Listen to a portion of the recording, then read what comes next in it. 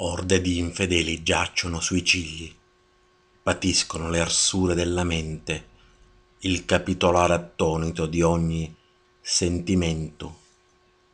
Assetati cercano brandelli di sapere, rigurgitano acidi delle proprie vite e soli attendono la fine. Mentre tu, angelo di luce, scavalchi indomito le masse, protendi innanzi su quei corpi, dispensi la tua immane, percepibile purezza, la notte diventare sole e lasci quell'acre di piacere.